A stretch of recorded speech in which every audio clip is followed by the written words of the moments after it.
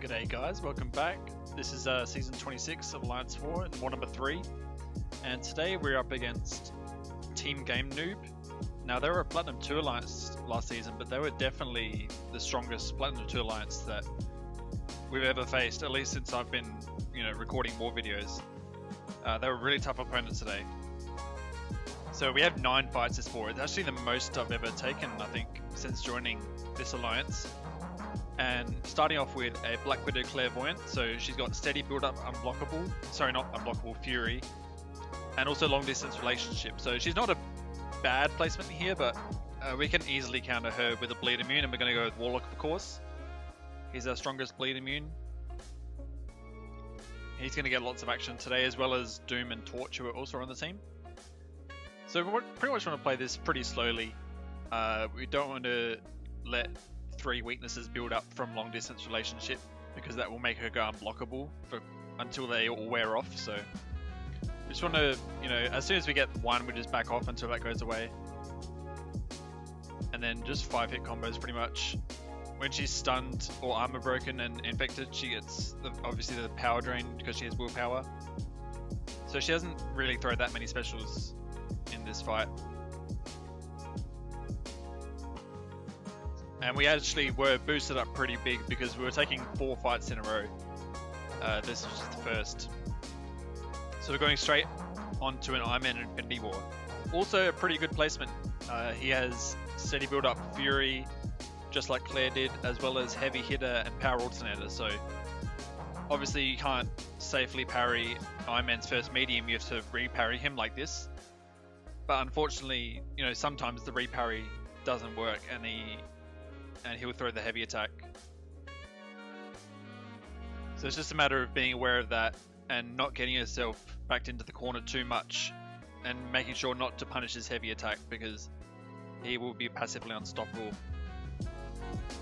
Now you could use like a slow champ to counter this, but you don't really need to, because I'm pretty confident in my reparrying ability versus this guy, mainly from Abyss.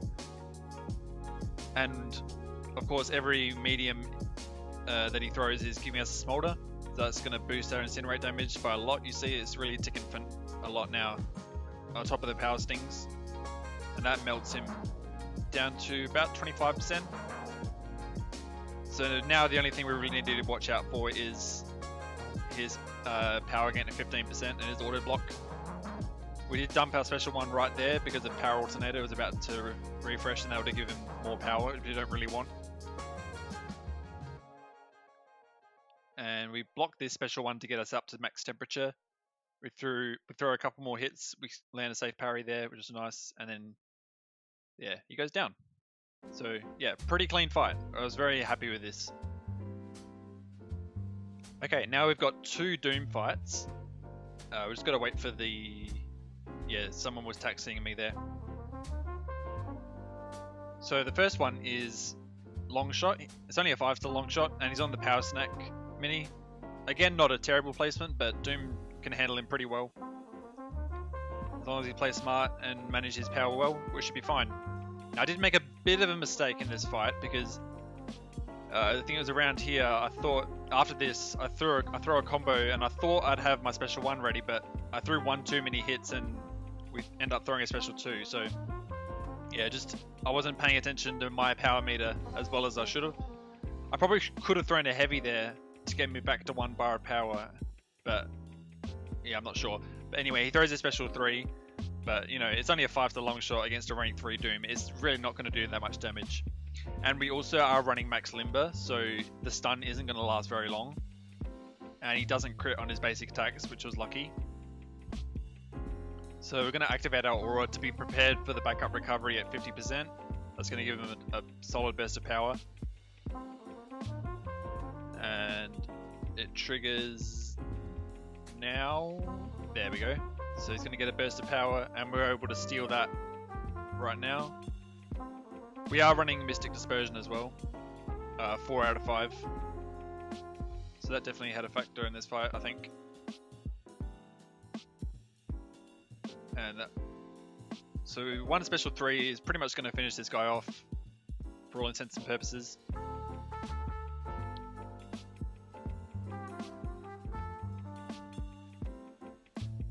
But yeah, wasn't the perfect fight since we did eat that special 3, but you see it only did 22% in total really.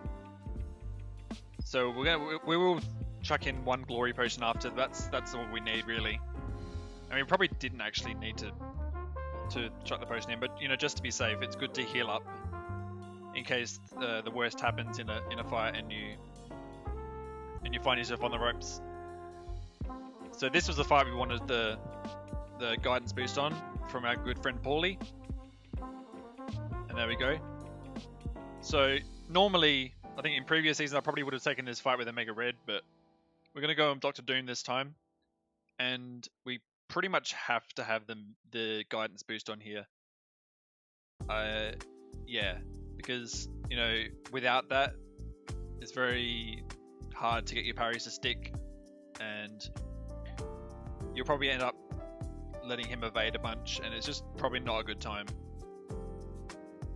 But with the guidance boost, it is very safe.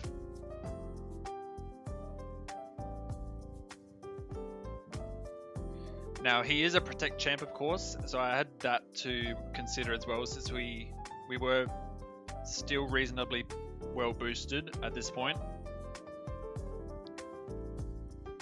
So I was a bit wary of protect from my heavies especially. We haven't triggered protect once yet, but I think we do later in the fight. Now the other thing is he has power focus 1, so it's going to be tricky to get a Doom cycle off because of that, but also because of Mixmaster. It's tricky to get a Doom cycle in on Mixmaster, a full one at least. So we're just going to play it like this, pretty much just parry and then 3-4 hit combos. If the shock sticks, which normally it doesn't, but if it does, then we'll throw a heavy attack sometimes. So it is a bit of a longer fight, but it is very safe with Doom and the guidance boost. And obviously he is slowly healing from his rage debuffs from willpower, but there's nothing really we can do to prevent that. Apart from making sure that we have a stagger up all the time when he gets to 8 debuffs, that nullifies the rage buff that he gets. That's just, we probably didn't have to do that, but it prevents his specials from going unblockable, so it's just another thing we don't have to worry about. Now, yeah, so we did trigger protect on that last heavy, which I was a bit...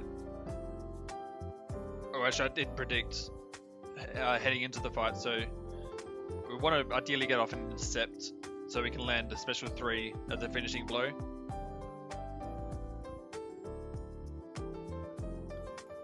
And I think we do end up intercepting him maybe after this.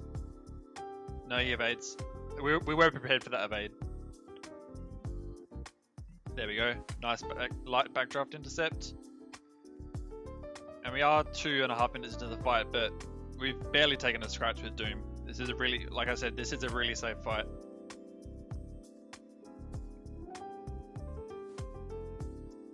You know, a Mega Red would have done it in half the time, but yeah, it's pretty chill with Doom. And there we go, it goes down. So that's 8 deaths that we've died. So it really was a frustrating start. Not our BG, but the other one of the other, or 2 of the other BGs. They were just rushed into their fights, and we gave up quite a few deaths, and it was really just not a good. It was very disappointing because we know that we can do a lot better at this point, and they hadn't done many fights, but they hadn't died yet. But yeah, it's just. Yeah, you just can't rush into these fights in high tier war. I think they probably got a bit complacent after the last 2 wars were easy wins, and they, I don't know, might have been expecting a similar result today. But you know, you can't overestimate these opponents. Sorry, underestimate. So now we have a Symbiote Supreme. On Seti brought up Unblockable and Spry. Not really sure why they placed him here. Like, Sim Supreme doesn't have any debuffs in his kit unless he hits us. And it doesn't evade, so he won't be activating Spry. So it's just a really, really simple torch fight, and he goes down really quickly. And now we have my arch nemesis from War number 1 of this season. This is the Crumbling Armor Havok. Now we are obviously going with the Warlock again, since our other 2 champs are extremely energy based. And we're definitely not going to throw any heavies in this fight. We're just going to be sticking to 3-4 hit combos. We're also going to be parrying a bunch. Now, there's a few reasons. One is to get the stun debuff on him, and that will power drain him over time. And also, Havok's first medium is a projectile, and if we parry a projectile, that also power drains him. So it's really a good way to keep this guy under control and keep his plasma from building up. Because once he gets all of this plasma on him, it starts building up on us, and that's how he can get unblockable. So we don't want to do that at all. I definitely wanted to save the special 3 in case something did go wrong. We could have opted for the special 2, but we didn't really need the extra damage. It's only a 5-star Havok. There was no danger of timing out or anything with a rank 3 Warlock. So yeah, it was a much cleaner fight this time now that I actually knew what I was doing, and I refamiliarized myself with Havok's abilities. So yeah, I took a screenshot just to prove everyone that I'm not completely dim-witted. But yeah, it was the story of the day. It was just a lot of rushing into fights and not being prepared enough, which is something I personally couldn't control that much. Like a lot of the deaths happened actually while I was asleep before I woke up. But yeah, they also.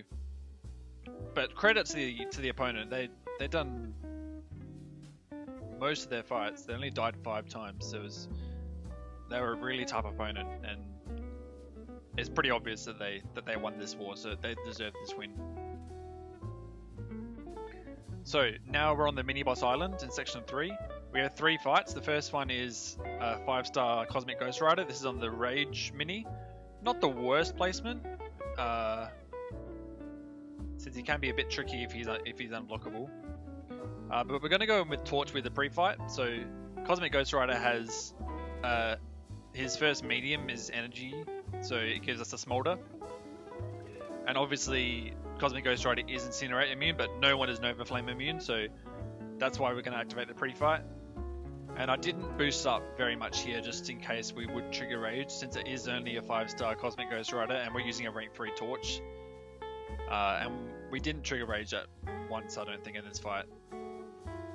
We might have triggered it if we threw heavies, I think, but we didn't throw any heavies in this fight. We just stuck to medium, light, medium the whole way. I'm pretty comfortable dodging a special 1. That wasn't an issue, and he goes down. So yeah, that was the first fight of the mini boss island, and then we've got fight number 2. This is a Void on the Hurt Locker and Power Focus 1 node. Again, it's only a 5-star. We're using rank 3 Warlock. It should be a pretty chill time. Similar to the Havok fight, it's going to be very parry heavy, and we're just going to make sure we can get to a multiple of 10 hits on our combo when that debuff is about to place on us. And when he's infected, those parries are just going to be, the parry stuns are just going to be constantly power draining him. And I realized not yet, I think later on in the fight I realized I could just throw heavies and let the bleeds do that work, so that he'd always be power draining, not just when he was stunned or had the armor break on him. So I think I throw my first heavy soonish. I could have done it just straight from the start, and that would have made it even easier. There we go. Obviously we're running max deep wounds like we always do, so the bleed is ticking for a decent amount.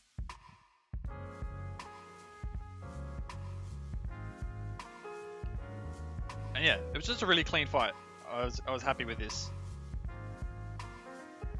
Obviously, when you're fighting Void, things can go south very quickly. If you eat a special 1 and he stacks a few debuffs on you, you can lose quite a bit of health. But yeah, no, that was a pretty clean fight. Oh, pretty perfect fight actually. And now our final fight is another 5-star. It's a Vision. Now I made a big mistake before even entering the fight. I forgot to check his sig level, and I was actually thinking about popping in on vulnerability boost for this fight. I was actually planning to heading into the war, and I ended up popping a special 3 defense boost or something that just like reduces the special 3 damage by 25%. But it turns out his sig level was nowhere near 200. It was like, I don't think it was even 100. I didn't actually check, but it wasn't very high at all. So we very nearly wasted invulnerability boost on this fight, but I'm happy I didn't, because that would have been very embarrassing. Yeah, but just like the previous war, this is a pretty chill fight with Doom. Obviously, we don't have the Mr. Fantastic pre-fights, but they're not needed for a low sig vision. Definitely not.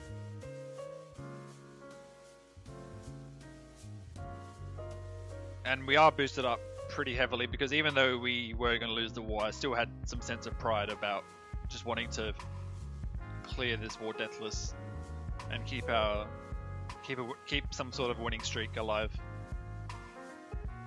But yeah, this was a nice way to finish off the war with 3 mini boss fights, and he goes down fairly quickly, just over a minute. And this is the current war progress. It's not actually over yet, but it's definitely a loss. So we're 2-1 for the season now, which is okay, but it does hold us back a bit from getting back into tier 1. So that is our main goal right now, just getting there, ideally by the end of the season, so that we lock in that spot to maybe push for Masters next season. But it's not going to happen. We're not going to place Masters if we put up performances like this. So yeah, there's definitely work to be done.